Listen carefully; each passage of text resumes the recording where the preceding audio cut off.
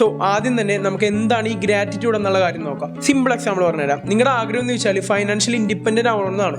പക്ഷെ നിങ്ങൾ എപ്പോഴും നിങ്ങൾക്ക് ഇല്ലാത്ത കാര്യങ്ങളെ കുറിച്ചാണ് നിങ്ങൾ കൂടുതലും ടെൻഷൻ അടിച്ചുകൊണ്ടിരിക്കുന്നത്. അതായത് എനിക്ക് ബിസിനസ് തുടങ്ങണം, പക്ഷെ എൻ്റെ ഒട്ടും ക്യാപിറ്റൽ ഇല്ലല്ല. അതുപോലെ തന്നെ എനിക്ക് കണ്ടന്റ് ക്രിയേഷൻ തുടങ്ങണം, പക്ഷെ എൻ്റെ ഒരു നല്ല ക്യാമറ ഇല്ലല്ല.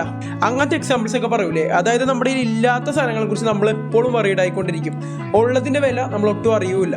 അതേസമയം നിങ്ങൾ ഇങ്ങനെ ഒന്ന് ചിന്തിച്ചു നോക്കിയേ, നമുക്ക് പൈസ ഉണ്ടാക്കാൻ പറ്റിയത് അല്ലെങ്കിൽ ഫൈനാൻഷ്യലി ഇൻഡിപെൻഡന്റ് ആകാൻ പറ്റിയത് എല്ലാ കാര്യങ്ങളും നമ്മുടെ സറൗണ്ടിങ്സ് ഉണ്ട്.